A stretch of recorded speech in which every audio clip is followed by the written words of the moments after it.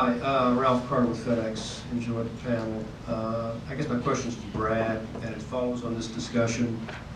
The question is why manufacturing has such an outsized political influence. I think one of the reasons is because it's perceived as giving non-college educated people high standards of living, higher paid jobs, and that it's really the only sector that provides high wages to non-college educated people. You did a great job of talking about the business service sector, which pays high wages, but probably is composed of higher educated people with college degrees.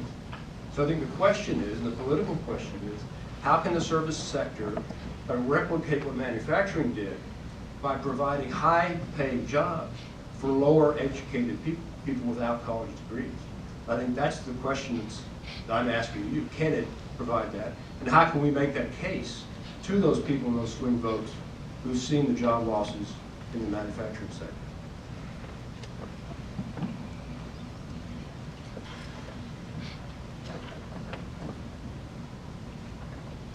So I think that I think UPS jobs are going to be part of the answer, but and we're hiring.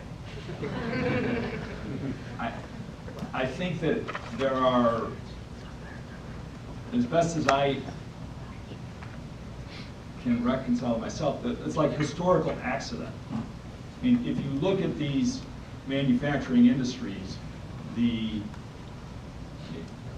wage differential that's unexplained is large and positive.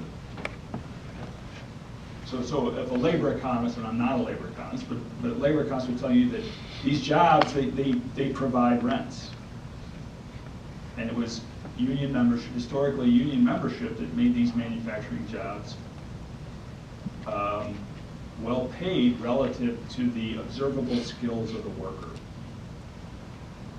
And I think that truly does have part of the explanation for the political resonance of this.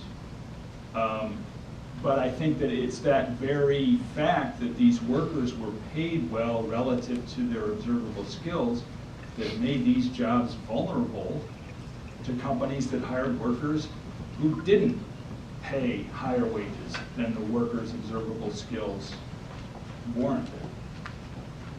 So that's why those jobs are going away. So I don't know that that's the right thought experiment to say, how can we find a way to, provide rents to a certain segment of workers. I think that the last, 20 years have been, there's been a tectonic shift. The global labor arbitrage has been on for 20 years, and workers with a high school education in this country have borne the brunt of it.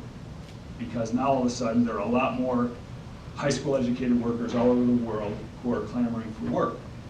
If India gets its policy act together and Africa gets its policy act together, that'll go on for a while, but I don't know that it's going to, as Josh said, those jobs are gone from here. It's going to be the workers in China that are worried about India. We'll worry about China moving up the value chain, and that's going to create a competitive dynamic. But those jobs are, I think, largely gone, and it's what happens outside of the United States that's going to determine where stuff gets made. So what to do with people who are accustomed to receiving much higher salaries than their educational background warrants, that's a difficult problem. But maybe Laura can tell us about UPS and how that works. And Ralph, you and I know our companies are great at this. What this country needs is more public-private partnership. Let me tell you about two programs that UPS has in place. And by the way, let me start with a fundamental fact about UPS. Our CEO, David Abney, started out as a preloader and then as a driver and worked at UPS at nights and then went to college during the day. We have tons of employees that are doing that right now. We have two particular programs that have been inordinately successful. In Louisville, Kentucky, which if you looked back before UPS set up its operations there, you know, Kentucky had one of the lowest high school graduating rates. Not many folks were going to college. We went in partnership with the governor and we said, you know what, we're going to help you with this. Because you know what we need? We need great employees that also can become our next generation managers. And so we went in partnership with the state of Kentucky and we developed the Metro College program that's been going on for quite some time. And we have a number of employees that work in our twilight sort at night and they go to college by day. And you know what they do too? They're not just becoming the next generation UPS managers, but at the end of our runway, we have amazing small and medium-sized companies that are shipping UPS and reaching the rest of the world. We have big companies that are that have their manufacturing facilities around our Worldport hub. And you know what? We're helping train their next generation of managers because the colleges there are working in partnership with the companies to create the educational programs, the college degrees that are what's needed for those 21st century jobs that those companies need filled. That's where the solution comes from. I'm a big believer you can teach anybody anything.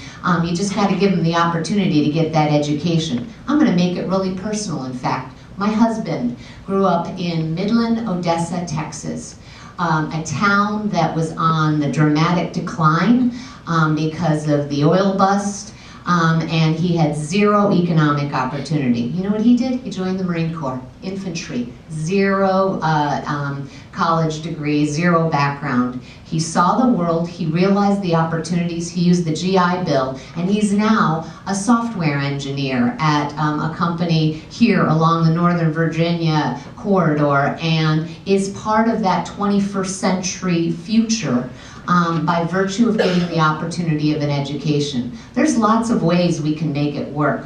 We don't need to say that we somehow need to rejuvenate those jobs that are part of the past. We need to help bring everybody forward into the future. And it requires that opportunity. And sometimes it's working in the twilight sort or as a helper on a UPS vehicle, but going back and getting that education. If we make education a priority for America, we're going to be unstoppable in terms of having that workforce that is about creating the next decade of jobs. I would just echo Laura's comments that I think, to Ralph's question, I think education and making education more readily available, especially at the community college level, is really key to helping to close the gap.